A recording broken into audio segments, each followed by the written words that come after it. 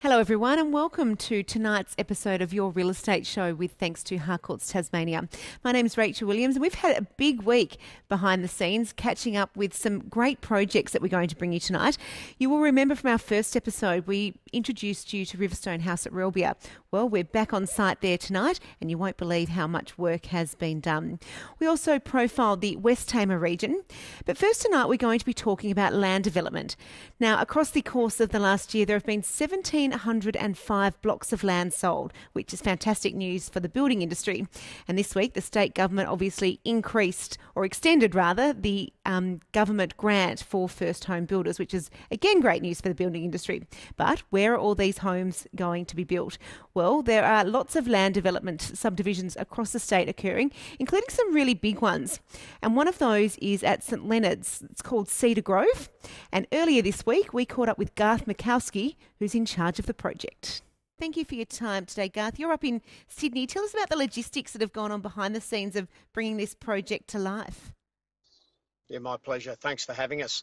It's a huge project to roll out. This particular subdivision sits under what we call as a master plan. So a master plan is an entire subdivision that includes recreational areas, commercial areas, residential precincts, low density, high density, a whole stack of things need to be considered. And so, Garth, what are the logistics from start to finish of putting that first bulldozer in there to create the first road for the subdivision? Well, there's a huge amount of planning. So first we need to get the relevant statutory approvals to commence civil works. Then we have to go through a tendering process of appointing the civil contractor that we think is the best fit for our project, which we've done. And then we have to get the commencement underway. And there's just not an approval to send in the bulldozers and start digging roads and putting everything in. There's a huge amount of infrastructure from stormwater, sewer, telco has to go in, high voltage power has to go in. All of these infrastructures have to be put in place, and you've got a number of layers of statutory authorities that you have to work with. So you've got to be working with all of them at the same time and then trying to bring them in line so you can push it forward with your civil contractor, because your civil contractor has to be able to deliver all of that infrastructure within a really a very short period of time. You're talking 3 or 4 months to get all the civil or the infrastructure in. So there's this huge amount, and this is what people often don't understand, is that there's six to 12 months pre-planning to be able to get that first stage out of the ground. We're really encouraged by the market take-up to date with stage one, and we're really excited with the waiting lists that our hands-on agent, David Hernick, has currently in place for stage two. Well, he has been busy.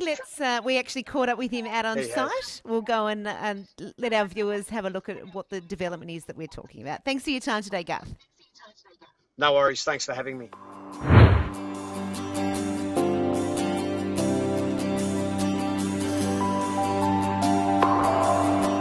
Well, we're here in sunny St Leonards.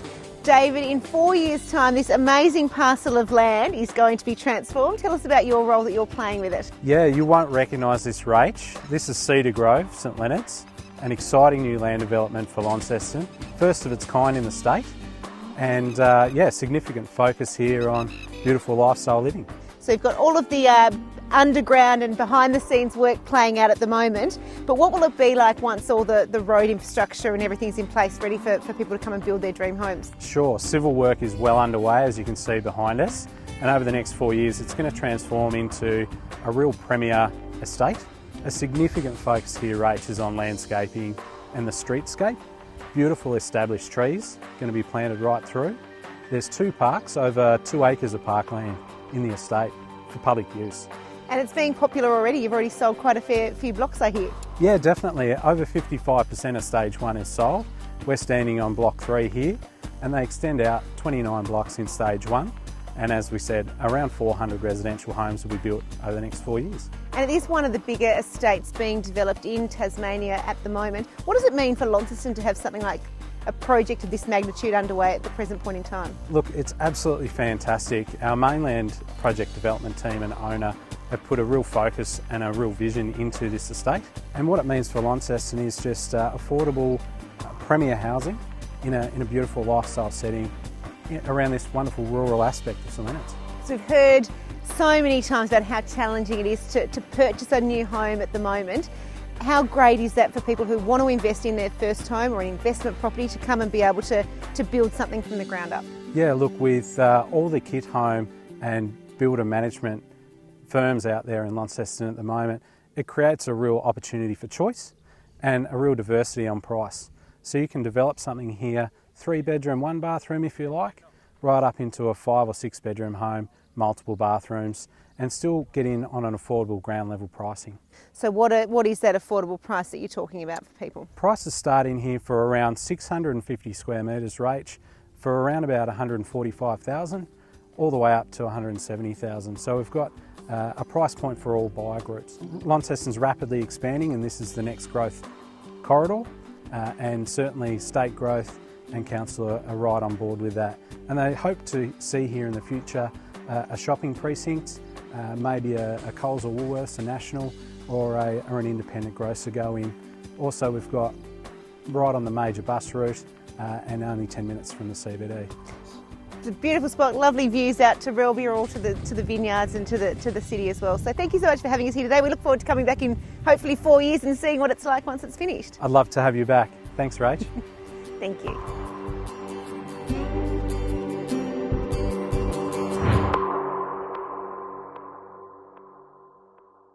Well, continuing with the theme of building, earlier this week we went back out to Relbia to Riverstone House, which is a project currently being built. It's certainly an amazing architectural build, and you won't believe how much work has actually occurred over the course of the last 2 months. Let's check it out. Well, we're back here at Riverstone House in Relbia in what will be the front door of this amazing property. Architect Todd Henderson, tell us about how progress has been going since we were last here. Well, last time we were here, obviously there was no flooring down or framing up, so the flooring's gone down, wall framing, roof framing's gone up, so you can really start to see how the building looks from a kind of form point of view before the cladding goes on. So I always find it interesting once you actually start to get the framing up, that you actually get that sense of scale of what the property is actually going to be like. Yeah, and it's really exciting, but it's also interesting that lots of clients, not these clients, but quite a few clients, find the building actually feels quite small once the framing goes up, and then when the plaster goes on, then all of a sudden it gets much bigger again, which you think would be the opposite, but it's one of those things that happens on quite a few projects that we do. And we're working for an end of March deadline. Is that still the case, given all the rain and challenges we've had with the weather? Yeah, there's a few, there have been a few extensions of time that the builder sent through, but hoping that we can still meet that timeline. And tell me about these amazing trusses on the front end of the house there. They're quite big. Is that a form or a function reason behind that? Well, it's actually both. So the whole building is lower at this end to let the sun in, and then it steps around to the kitchen, living, dining space. The ceiling in the kitchen, living, dining rakes up to allow morning sun in, and then it steps down just at the edge to stop that summer sun, but then to allow winter sun in. So I guess it's a kind of a form and a function.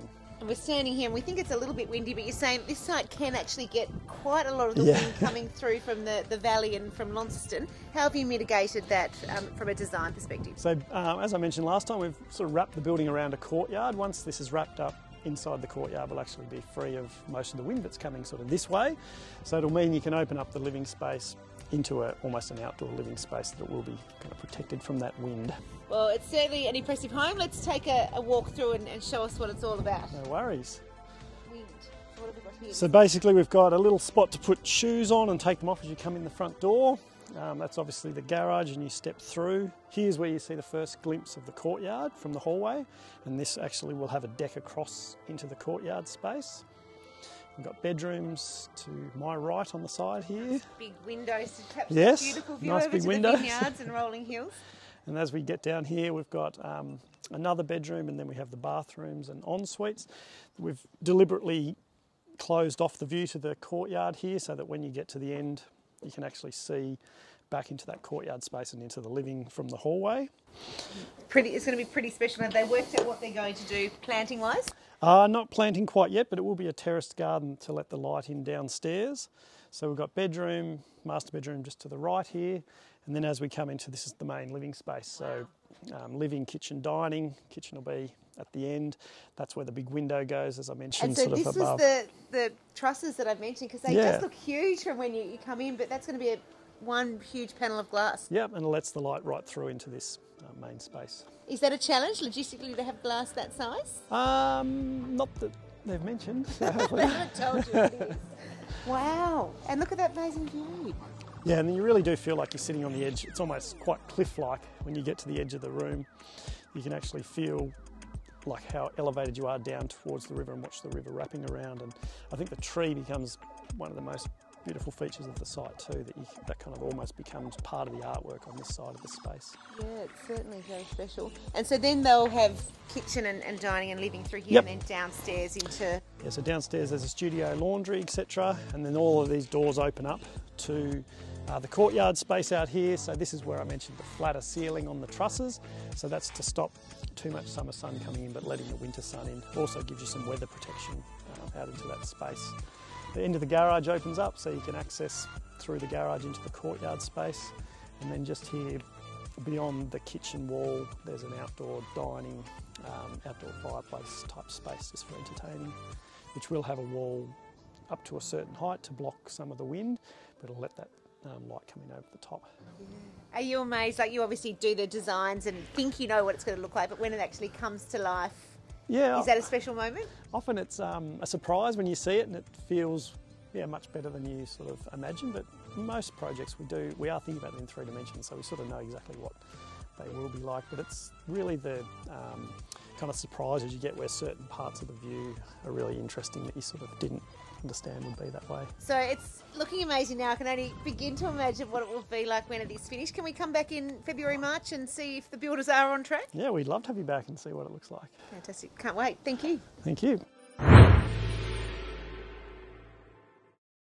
Yeah, it certainly was an impressive property, and we look forward to heading back out there next year to see progress. Well, at risk of repeating myself, there are so many areas across the state that are doing amazingly well in terms of property prices. And one of those areas is the West Tamar region. We take a look now.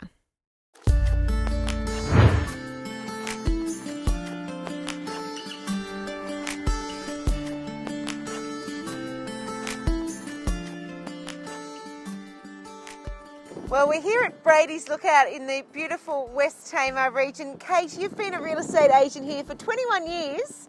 What's happening at the moment, and how does that compare to the years of your journey? It's just been, it's enormous at the moment. It's another big jump like we had back in 2003-04, and the prices are crazy. And what do you think that jump is to do with? It's to do with Tasmania being popular, for sure, and because we have all of this to offer. You know. It's not a bad vista, no, is it? It's not bad at all. And I think also that we're still affordable in comparison to some other areas. Okay, well, let's talk about that affordability. Let's start, we'll start at the start. Lagana, obviously an amazing new area there, basically a whole new town, isn't it, with the school about to be constructed there as well? That's right. What's happening with property there? Well, obviously the median price there is $450, which is enormous, and it's only going to keep going up. It's just going to keep going, and it's such huge demand for any property that comes on. And is land releases are going to be lucky to keep up with the demand. And are they first home buyers, young families wanting to get into that market? What's the demographic? We've actually got a bit of a mix. We've got people wanting to retire because it's a bit more country, but not there are facilities. Yes. And of course there's the families that enjoy that as well and waiting for the school. So we'll go further up the road now, the West Tamar Highway, which is finally being upgraded near Exeter. What's that town doing? That's doing really well. Their median price is now $375, which is up by 27%. So with the roadworks completed, I can only see that going further. There's been a push for that for a long time, hasn't there? Oh, there has. That's been a dangerous piece of road and a bottleneck here. Okay, so that's going to add value to properties in Exeter. And further on. Well, let's talk about Beaconsfield, obviously a town that's got such a rich heritage and history and a bit of turbulent up and down time. It's hopefully about to boom again. Well, it's certainly the investors think so, because we've seen an increase on median price this year of $50,000 from $200 to $250. And people are thinking there's going to be something happening and more in Beaconsfield. Lots of little businesses opening up. So and the new employment from the gold mine as well must be helping those property prices. I think that everyone's really looking forward to that. Yeah, okay. And then obviously further towards the river beautiful coastal areas with Greens Beach and Beauty Point. Are they still areas that sea changers are wanting to invest in and relocate to? I think Beauty Point's actually almost a little bit the most favourite of the whole of the West Tamar North end at the moment. People are just wanting to be there. I suppose it's lovely, and well, it is a reasonable price. The median there is $347,500, which is way up on last year, but it's still an affordable place to buy. Okay, and then Greens Beach, a favourite with young families? Favourites with all sorts of people. There's everything from beautiful, big luxury homes right down to the shacks. So there's something for everyone there. So which area in particular do you think is going to move first in terms of getting some more stock on the market if we're having that problem right around the area? I'm sort of seeing a little bit around that Beauty Point, around that area there. Seeing a bit coming on. Just north of Beauty Point, places like Clarence Point and Kelso, doing a bit of action. And is that ahead of summer, do you think? People are starting to think they could make hay while the sun's shining? I think that's what it is, and I think that, if they had plans before COVID, now they're putting them into place. Yeah. So it's all exciting times ahead for the region. There's nothing that's overly negative by the sounds of it. I can't come up with anything except, as I said, lack of stock. Apart from that, I've got to say that everyone's, benefiting from what's happening at the moment. So you're hoping for your phone to start ringing hot for new listings then, by the sounds of it? That would be wonderful. There's a few more coming in at the moment. Wonderful. Thanks for that, Kate.